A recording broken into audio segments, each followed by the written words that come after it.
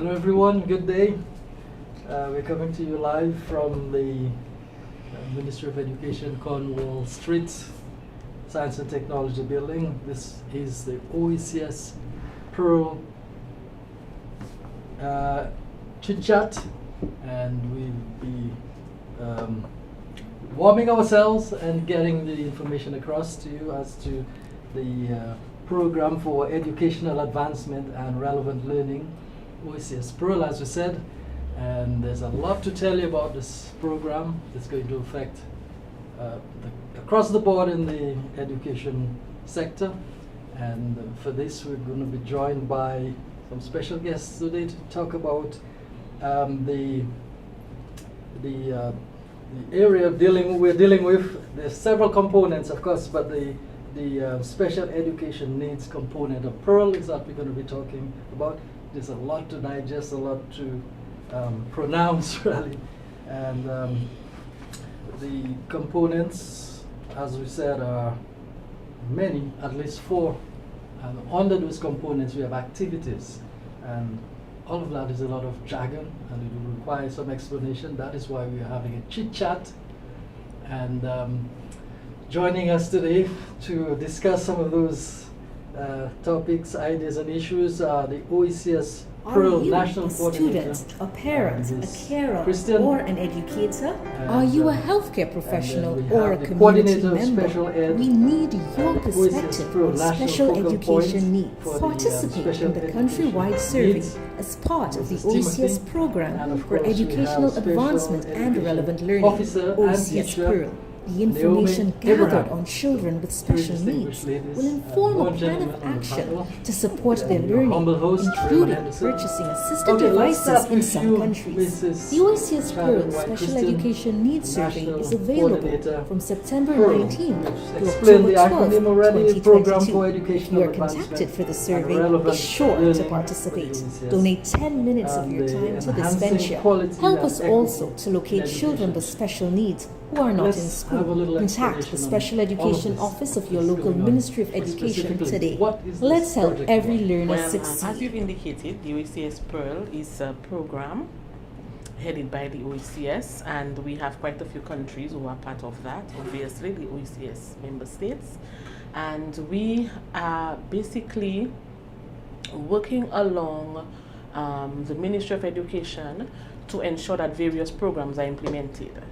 Now, we have quite a few programs under the Pearl, quite a few headings under the Pearl, and we have curriculum and assessment, we have special education needs, we have the early childhood education, and we have leadership and management.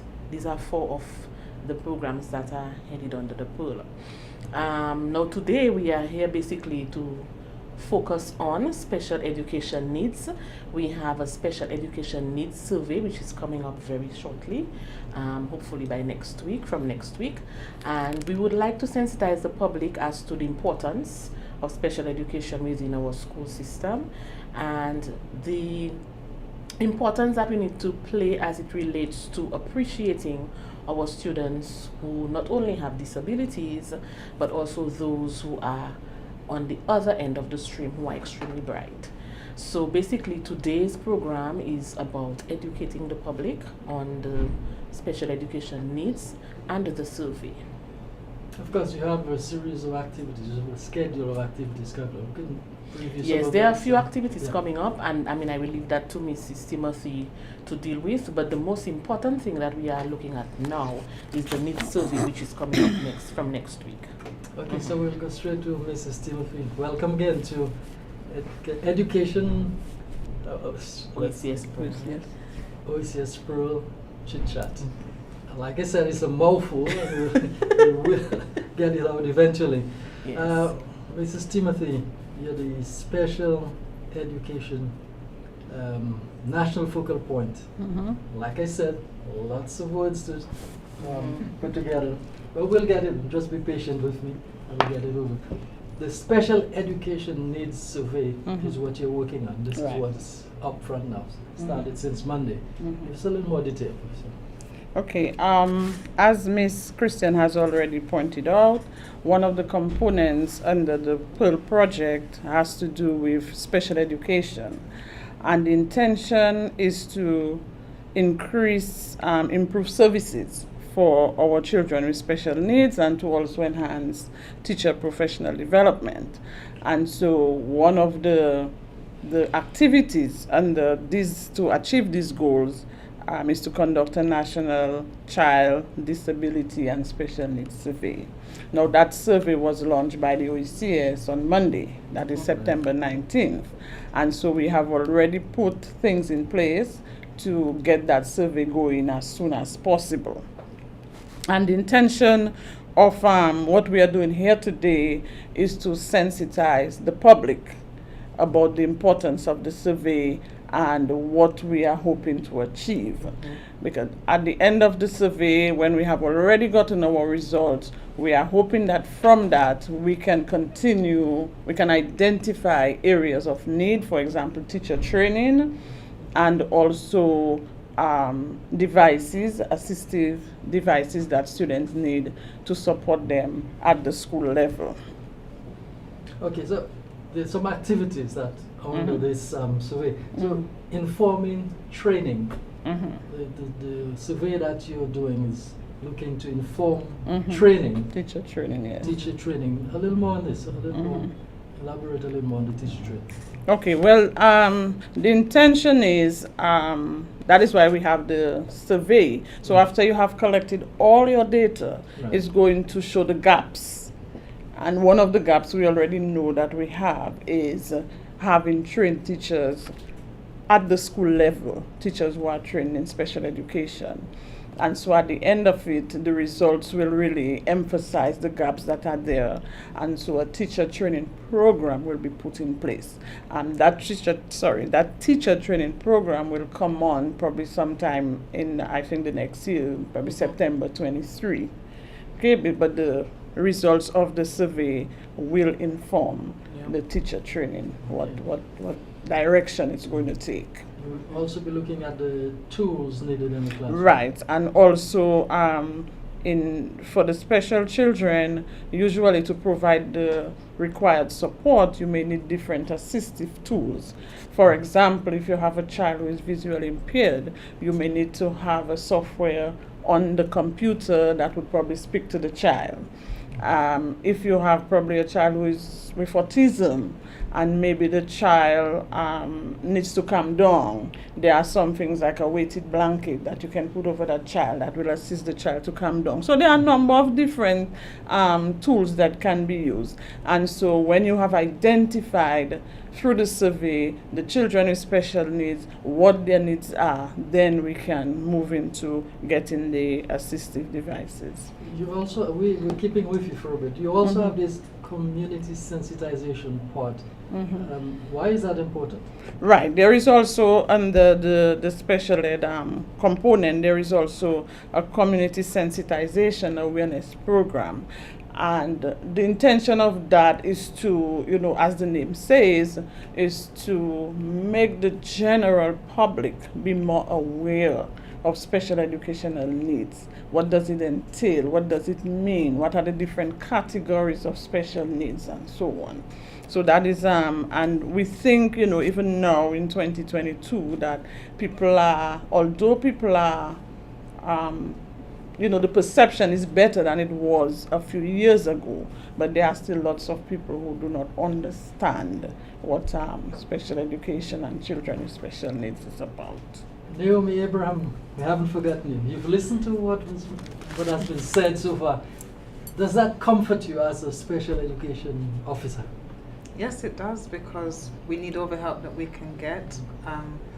Ideally, if we had an unlimited amount of resources, we'd have a special ed trained person at every single school, because that is the need.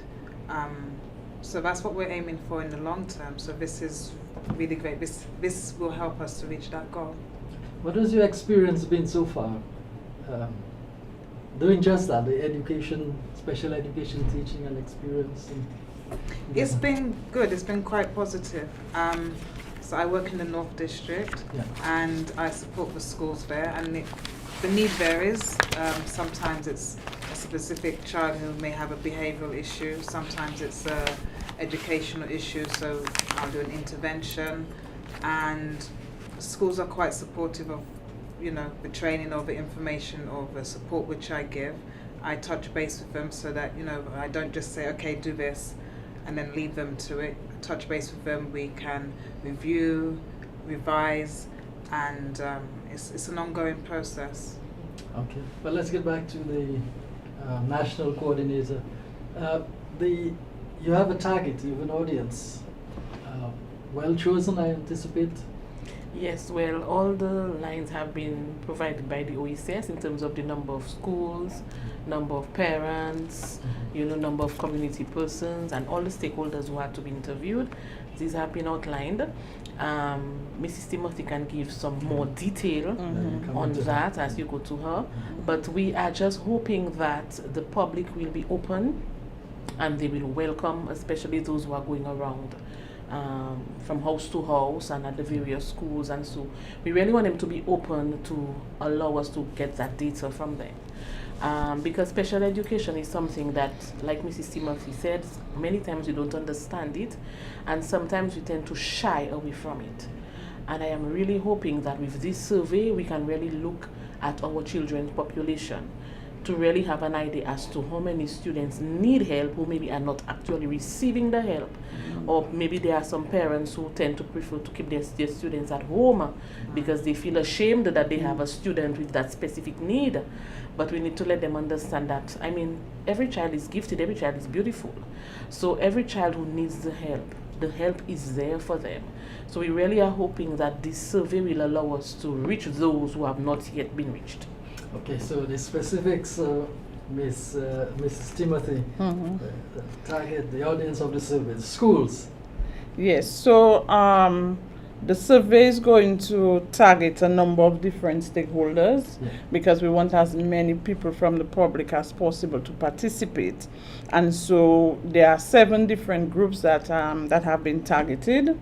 We have the secondary school students, the students with SEN, they will also be targeted with SEN, special educational needs. Same thing. I say SEN, they say SEN. Parents of students, and also parents and family members of children with SEN, with SEN. We're going to also target educators, healthcare professionals, and community members in general. Okay, and that survey will be administered from next week, possibly from next week up to almost the end of October. And so we are asking as many people, as Mrs. Christian said, to participate when you are called upon or they visit your home, to participate because it is for the good of our children and for the good of the whole nation. Okay, so this specific group, 7 groups have been targeted, and I think that covers a wide cross-section of our country. Yeah. Yes, but let's talk. What are we looking for in the schools specifically? In the schools, we are going to have surveys done with the students, with the teachers, and with the principals. Okay. Right. And then we have the parents. Yes, so the households, we're looking at. Yes, we're also looking at households. So you're looking at parents with students who do not have SEN, but we are also looking at parents with students who have SEN. And then we also interview those in the wider community. And you certainly have a group of facilitators, people going out to get Yes. this. So we have identified 5 facilitators. They all have background in special education, and so they'll be the ones going out to do the survey. We have also brought on board 2 of the Hands Across the Sea people who have been working with the Ministry of Education in the area of literacy and reading, providing books and so on. So we have also brought on 2 of the Hands Across the Sea volunteers, and we have 5 facilitators, including Miss Abraham is one of these facilitators. Mrs. Christian, is that enough manpower for that? Well, we are hoping that it will be enough, but we may be getting maybe one or two more, because when we look at the wide cross section, I mean, from the north to the south of Dominica, it's quite a lot. So we are hoping that maybe we may have about 2 more persons, but I think that they are well trained in their art, and I think we will get good results once they are received by the public, and that's really what I want to stress on, that they open up their arms to them, that they receive them when they come to them, that they don't shut their doors, okay, and they will allow us to get the necessary information that we need. Okay, so we need the public support. Yes, Yes. we do. Yeah. I need to get a picture of the special ed infrastructure, if I may call it that. Mrs. Timothy, give us a picture of that. Okay, Implement. presently here we have the special education office. Yeah. And in the special education office, you have the coordinator for special education, which is me. Right. And then, Welcome aboard. as part of my team, I have Miss Abraham, who Yes. works with the students in the schools in the north. I also have a lady who works with the NEP, but she's attached to the special education unit in the east. Okay? And in addition to that, I have 2 teachers who work with deaf students, one at a secondary school and one at a primary school. So I think that makes up the group of special ed people that we have operating under the Ministry of Education umbrella. Yes. And then Miss Abraham, and then you work with those staff available in the schools. Correct. Yeah. So what does that look like? Well, it depends on the need of the school of a particular student. So, for example, at one of the schools that I support, the children, they need to brush up on their literacy skills or language arts, as we call it here, so that they can become independent learners. So we have a situation where they're not reading at grade level, which obviously is a challenge for the teacher if you have to read and write, well, not necessarily write, but read everything to the student. But if you can get your student in a place where they can be an independent reader, then that just opens up the world for them. So then there's a intervention in place at that particular school, which will address that particular need. But however, in a different school, there's a child who, not sure yet, may have some cognitive challenges, but in coming to school, it was the first time that he had come into the school setting, so the behaviors were quite inappropriate. The language is a little bit younger than what we would have wanted him to be, or other children of the same age. And so he really needed to understand what is appropriate behavior at school. So with this particular school, I came up with a behavior plan, talked to the teacher about it, and so that's what's implemented at that school. So what I do is dependent on what the need is. So it's not a one size fits all. So I do a range of things. Okay, so we've come to a rescue. Let's talk about the timing of this. What's the timing? The timing of all of this. Something must have pushed this. Well, I think all that comes under the entire mandate of the OECS Pearl, where they are looking to ensure that every learner succeeds. So now is the time for us to really focus on special education needs. So we are hoping that from now to the end of October, we educate the public as much as possible. So we have this month period where we are really hoping we can push special education as much as possible. So we are hoping by the end of October, everyone in Dominica, or maybe even across the OECS, will be speaking about special education needs and how we are to embrace it, because I think we tend to put it too much aside. It's not important to many of us, or we tend to look down on those who need that extra attention. And something I always look at, and I am hoping that we can understand that within the month, is that we have to also understand that we have the very bright ones as well. And sometimes we tend to not realize that they are students who need special education, programs or whatever it is. You know, so not just only focusing on those who have the disabilities, but also those who are on the other end of the So ladder. there's a spectrum, Yeah. Yes. and we're dealing with both ends on the special Yes. education. Yes. Yes. Never Yes. mind those in between, but both ends. Yes, on both ends of it. Okay. Okay. All right. And I wanted to add to that, we also have 4 school centers that cater for students with special needs who are more on the moderate to severe end of the spectrum. Yeah. So we do have the Alpha Center, we have the Isulukati Special Needs School, we have the Achievement Learning Center, and we have PASSIS. So these are 4 institutions that cater for students who are more on the moderate to severe end. But within our regular school, and that is where we really want to place a lot of emphasis, within our regular schools, we do have children with special educational needs there, and their needs need to be catered for. And so we are hoping that with this survey, quite a few of these children can be identified so that they can get the support that they need. Let me go to the education officer again. That's term special education needs. Should we change that? Are you happy with that term? I mean, Yeah. it's a term that's been around for a long time. Yeah. We use it in the UK, we use it here. It's just an umbrella term for someone that just needs a little extra support. We all do. We do, but I suppose maybe I could use the word resilient loosely in this situation, where you may there may be something wrong, but you're able to cope. You find coping mechanisms, strategies that help you to get through this situation or whatever it is. But our SCN children or students, they don't necessarily have the tools or the wherewithal to do that, so we do that for them. So I'm okay with the Yeah, label. she's okay. Let's.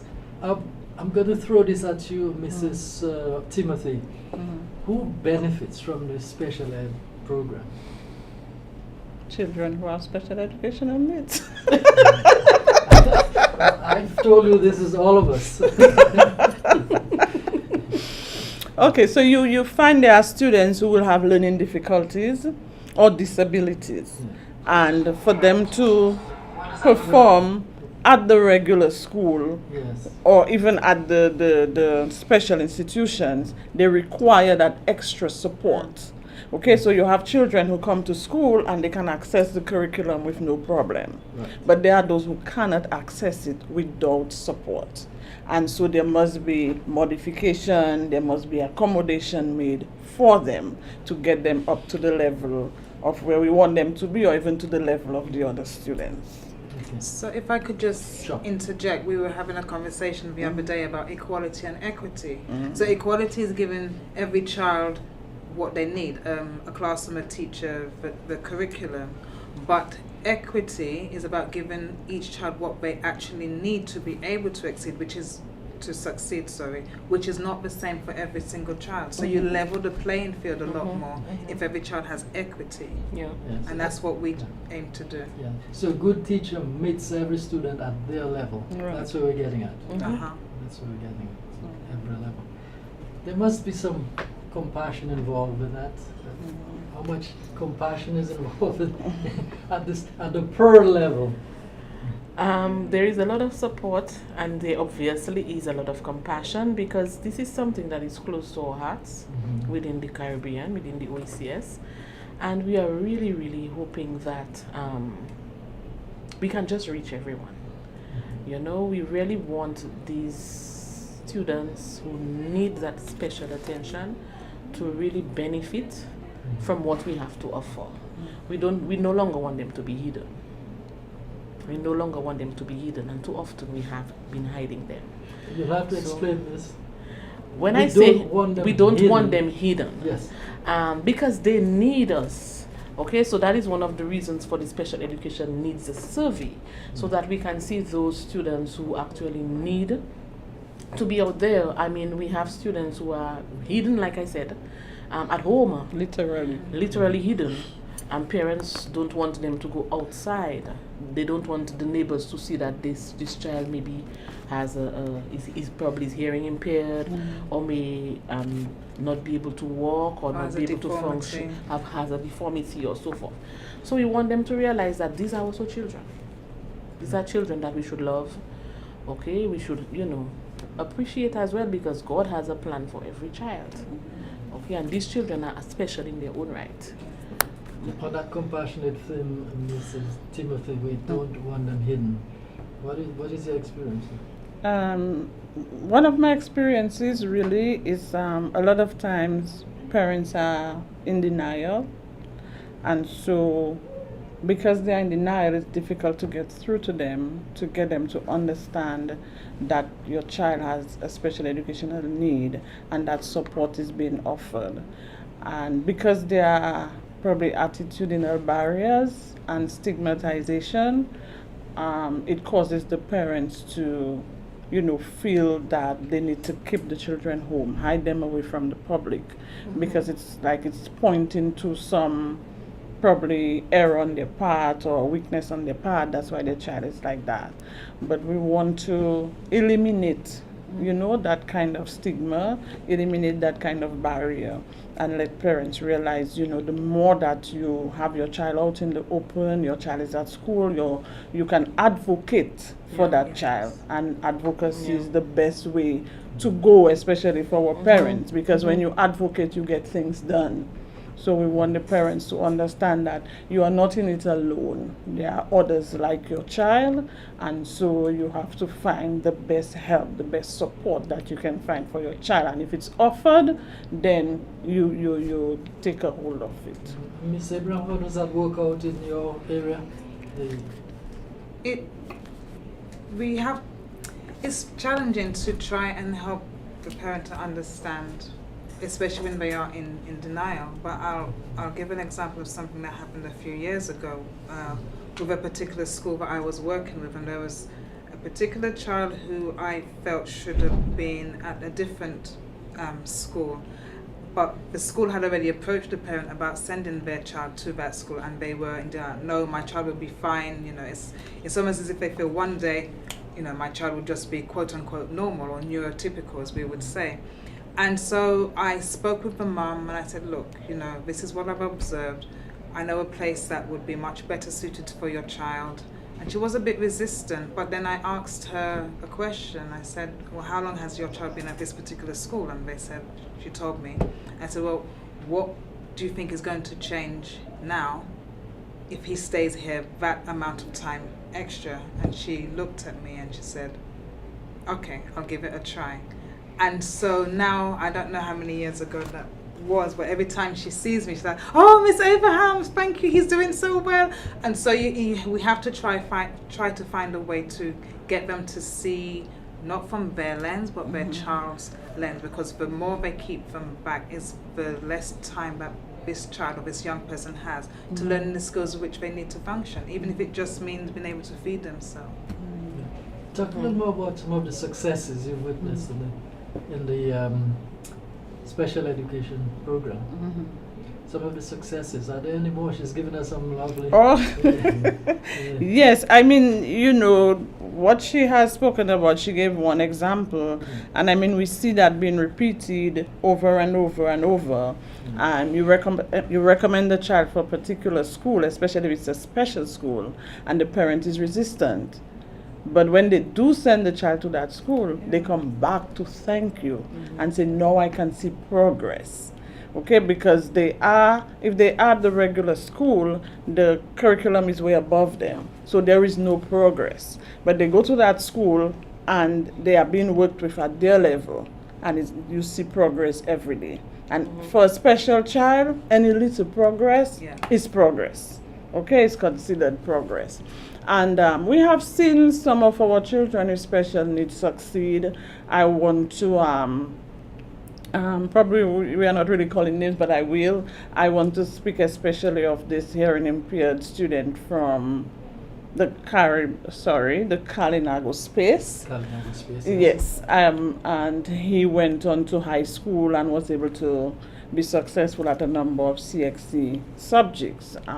He did go to college, but his personal reasons I wouldn't get into, but at least just being able to complete high school and achieve a number of subjects at CSEC level, that is an achievement for a child with a hearing problem.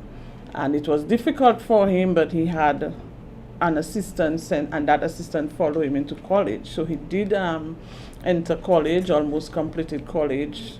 That is, I'm not going to go into that one, but that is one of the successes. And I know you have heard of the one who had the visual impairment, who is now Loic completing his bachelor's. But these are those who have, but that it just shows that it doesn't matter, even if the child has an impairment, if they get the support that they get, they can reach a potential that we never expected was possible. All right, and that should not only be for those who are visually impaired and hearing impaired. It can go for almost any child. You tap into their potential and you take them as far as they can go. And what you're saying, it takes me back to many years ago when I taught at Goodwill Secondary School. We had a very special student there, and he had a speech deformity. He walked, he had a walking problem. Even his hands, he could not really hold his pen properly and so forth. And I remember that boy at Goodwill Secondary School, and I always used him as an example. Now he's in the States, he went to university, graduated, bachelor's, master's, he works at a big accounting firm in the States. And I always remember him in fourth form. And I remember he came to us and he said to us, "Please don't promote me." And I remember, and I asked why, why don't you, because he was a very bright boy, but he had to, he was very slow in terms of holding his pen, writing and so forth. And he said, "I want another you so that I could work on my speed in terms of my writing and so forth." So it had nothing really to do with him not knowing the content.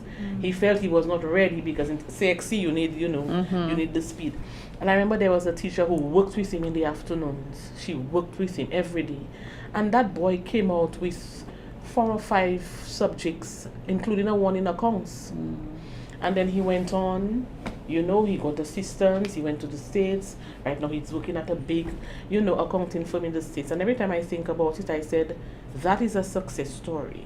Nothing is impossible. And a lot of people had given up on him. Even his mother had given up on him, But then he decided for himself he wanted to do it. So I think once they have gotten the assistance that they need at the right time, they can be such great citizens in our society. So this is exactly what drives you and the Pearl program at the Well, yes, we want to see every child succeed. Every child.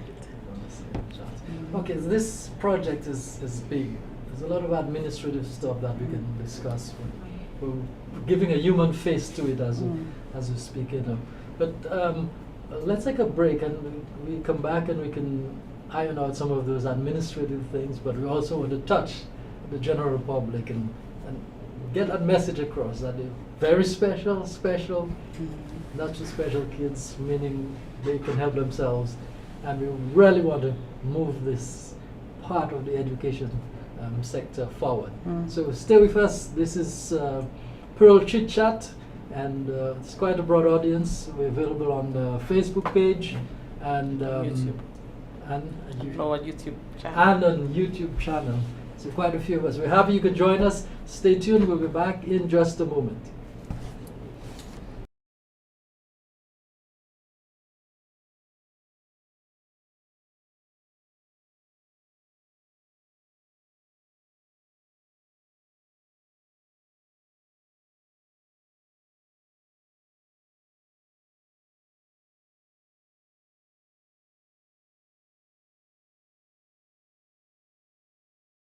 Are you a student, a parent, a carer, or an educator? Are you a healthcare professional or a community member? We need your perspective on special education needs. Participate in the countrywide survey as part of the OECS program for educational advancement and relevant learning, OECS Pearl. The information gathered on children with special needs will inform a plan of action to support their learning, including purchasing assistive devices in some countries. The OECS Pearl Special Education Needs Survey is available from September 19th to October 12th, 2022. If you are contacted for the survey, be sure to participate. Donate 10 minutes of your time to this venture. Help us also to locate children with special needs who are not in school. Contact the Special Education Office of your local Ministry of Education today. Let's help every learner succeed.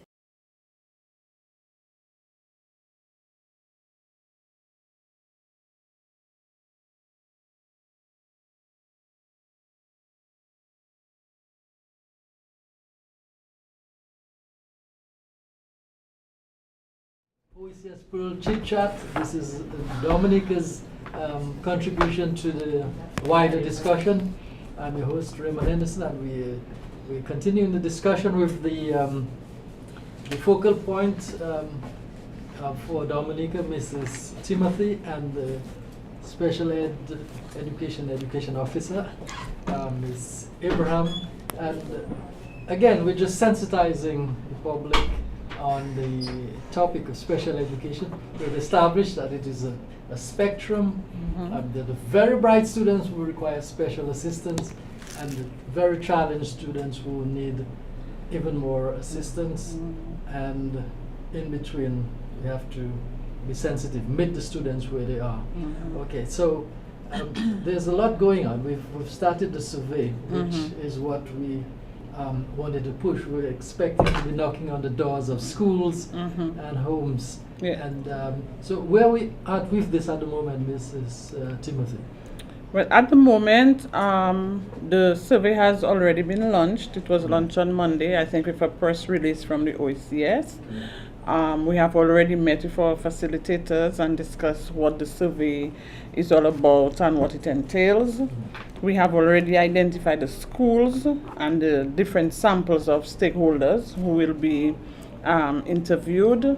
And on Monday, there is a general meeting of OECS with the facilitators and the SEN focal points to discuss the way forward in terms of discussing each survey instrument and how to go about doing the survey and so on. So that is the logistics for the administration part of the survey. And so apart from the 7 groups of stakeholders who will be interviewed, there will also be information being gleaned from the health services, the welfare services, the DAPD, that's the Association for Persons with Disabilities. So these organizations will also be targeted to get further information. Even the early childhood centers, information will also be gotten from these centers. And so it's a wide cross-section of Dominica. And it's going to be for how long, did you say? The duration of the survey is a month, just about a month, yes. Okay. Okay. And in that month you'll be running through the schools. Yes. And you're looking forward to doing some of that, Miss Abraham? Yes, I am, definitely. Should learn some good information. What part of the survey you're looking forward to doing actually? Is it Specifically? Yeah. I think it's nice or interesting to be able to touch base with the people at the root level, but particularly families, because I work with schools all the time, so you kind of get a sense of that perspective on special education. So I think it would be interesting to hear what families and other people have to say about it. Okay. And we're going back to the schools. This is replicated in the other OECS territories. Yes. 9 OECS countries will be doing the same survey. And capturing the same data, similar data. Similar. Because data. all the instruments are the same. All the instruments. Right, so they'll be capturing similar data. The data we've already had on our local scene, what's it like? In terms of what area? Well, we're looking at the special education needs of our students. What's it like? What have we seen so far? I need a little clarification because you speak about, are you talking about in terms of the number of children with special Yes, educational precisely, needs? And yeah. all right, so that I can address. Yeah. It has been difficult to put a number Right. on the number of students with special educational needs, because one of the things about special ed is it's not that diagnosis is the most important thing. No, Right. it's not the most important thing. But however, diagnosis gives you specific and pertinent information that you need. So for example, if you diagnose 10 children, in your country there are 10 children with autism, there are 15 children who are deaf. So the diagnosis is not the most important thing, but it's needed for data collection. Yes. And so because we have had a few challenges in terms of diagnosing children, it has given us, we have limited data in terms of numbers. And so that is one of the things that the survey is going to address. Okay? And we have and we want to use data to inform what we do, because Right. data is important, even at the school level, at the national level, regional level, wherever you look, data is important. And so that is what the survey intends to do, to give us relevant data that we can use to plan for the future of special education. Okay. And we've been talking about some of those areas that we want to beef up. Yes. Yeah. And I think we'll repeat some of those. The actual infrastructure, the setup for taking care of our special ed students. What would that be like? Well, in the ideal, Yeah. what we would really look for is total inclusion. I wanted to say inclusivity, but that one I have a problem with. So we are looking, what in the ideal we would probably look for total inclusion, where all our special students with special needs are in the regular schools and they are being supported by programs and so on. However, since we are not in the ideal, the intention is to, because even now we can say we have inclusion, but it is not in the full sense of it. So what we would want to do is to build up on what we already have. So especially in the secondary schools, I mean we have them in the primary school, but especially secondary schools we have them. And so what we want to do is build on what already exists. They are there. What programs are we going to put in place for them? And so if we, as we go along with the training of the teachers, when the teachers are trained, then they will have a better idea of what to implement in the classroom or to implement on a whole school level to assist our students. And sorry. Well, go ahead. Go ahead. I was going to say, on the level of the office itself, Yeah. I know there are people who are not aware that there is a special ed office. Right. And so there is a special ed office, and students are referred for evaluation at the special ed office. And the purpose of evaluation is to really find out your students' strengths, their weaknesses, where they are at. We know with children with special needs, the brains are wired differently. You may want to find out why is it a child is behaving the way they are, why is it the academic performance is low. And so at the office we do assessments for them. And so people, if you have a child with a difficulty and you want to refer the child to the special ed office, you refer the child to the special ed office to see what assistance can be given to that child. So we're talking services. Yes. Yeah. Any other services that we offer in the special ed sector? I think Mrs. Timothy's covered it. Yeah. Well, you're going to have to reinforce some of that. Yeah. But referrals and the identification, diagnosis, so to speak, all of those are important Right. functions.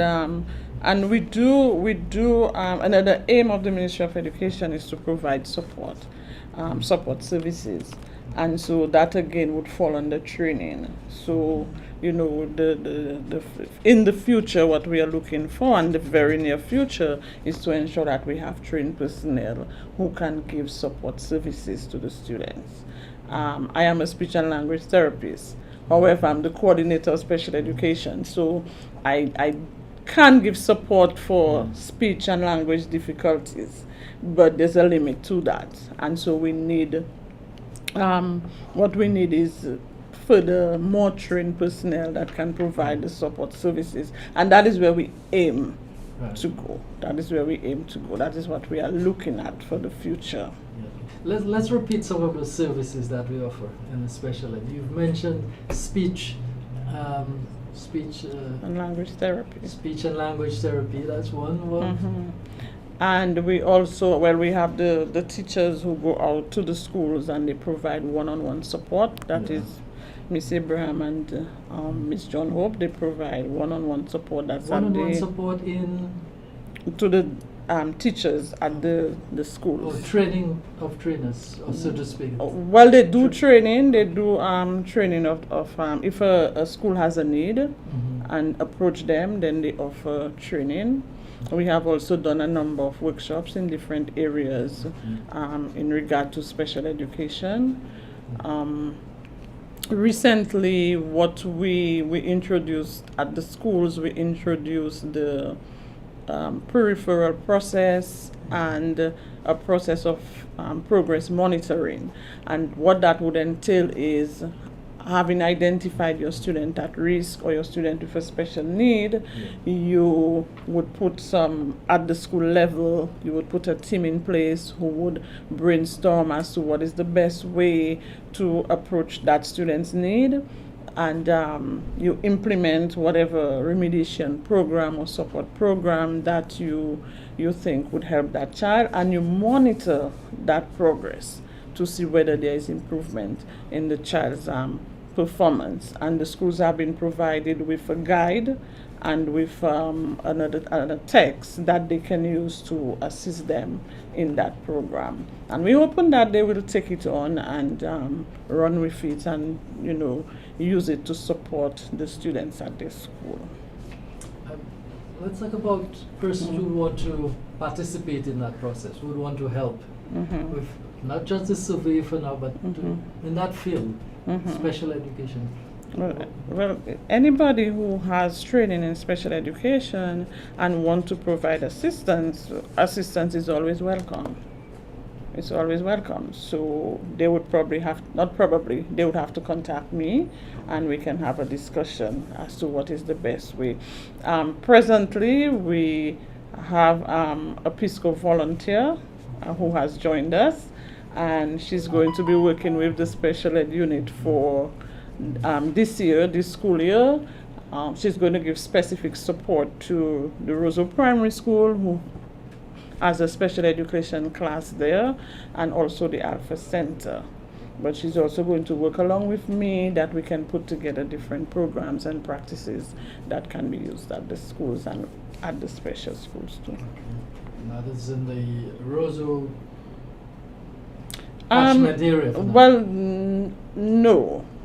She's going to do training, but we're going to try to rope in teachers from different schools into that training. She's based specifically Roseau Primary Alpha Center, but the training will not be only for them. We are going to rope in other teachers into that training that we are going to do.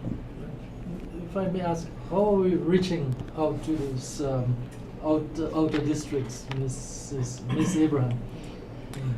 Well, the schools know that we are here, and one of the things that we have done 2 school years ago was that I was previously in the station here in the West District, but I've been moved to the North, so it's easier for schools of that side of the island to access special education services through the Portsmouth office. So really we are offering the same thing. It's just generic across the islands, tailored to the need of the school or the student. So Miss Abraham is she works in the North. However, if I encounter a case, whether it's the South, the West, it doesn't matter. I call on Miss Abraham, depending on what the case is, and I say, Miss Abraham, there's a child in such and such a school, this particular school, and I need your assistance. And she will come and visit the school. So although she's based in the North, I do call her for children in other districts. Okay. well, we've established is an exciting field. And, Yes, it and is. you get out there to the students, particularly because it's not a very large number. It's not a very large number. So, or is it a case of what has been reported is what Yes, we're that's really right. capturing? Is that Right. So I do not want to say that it's not a very large number because, as I said before, we have not captured enough data to put a number to it. But research has shown that in any population, about 5 to 10% would be students with disabilities or people with disabilities. And in any school setting, you may get that 5-10%. Special education needs. Yes, Okay. yes. And so, but we cannot put a number. So I cannot say it's a large number. We cannot put a number on it for now. And we are hoping that with the survey and all the other information that will be gleaned from different stakeholders, different sources, that we can definitely say, okay, here is an approximate number that we are working with. Yeah, but the numbers are real. The numbers are real. Let's talk about. Let's dream a bit. Mhm. What would you like to see this sector? What would you like to see the sector? I'll give you turns. Ms. Timothy, what would you like to see ideally in a sector like this, as part of our education system? Ideally, for special education, one of the first things I would want to see established is policy and legislation that would guide everything that we do. Policy. Because if something is in policy, then it means that it needs to be done, it has to be done. So one of the things that I would really like to see is policy established. And I know even now CDB is working on implementing or putting together a regional special ed policy that countries can use, individual countries can use, and come up with their own special ed policy. And we do already have one in draft, and so, you know, it's just a matter of reviewing it and looking at what is being done and having our own. And secondly, we would want to see at the school level that we have trained personnel, you know, working at the school level with the students with special needs. I think that's a very important aspect of special ed that you have, and also support services. And when I say support services, I speak of things like psychologists, speech and language therapists, occupational therapists, what other services? But right, physio, I think I said that. So, you know, and I know it's a vision that we have, and we will get there gradually. And Pearl is coming in nicely to support. And exactly, and with the Oecs Pearl as being looking at the components that they have, and not the components but the activities that they have already established. I know sensitization definitely will go a long way in opening people's eyes and helping us to get to where we want to go. And the training definitely is so important, very, very important to us, because we want to ensure that it's not just you know, a short training where somebody does something for one day, but it has to be something that gives substance to what the person has learned, that they can go back and implement it at the school level. Okay, and Ms. Abraham, you have the last word on how would you like to see the sector, of course, at your level.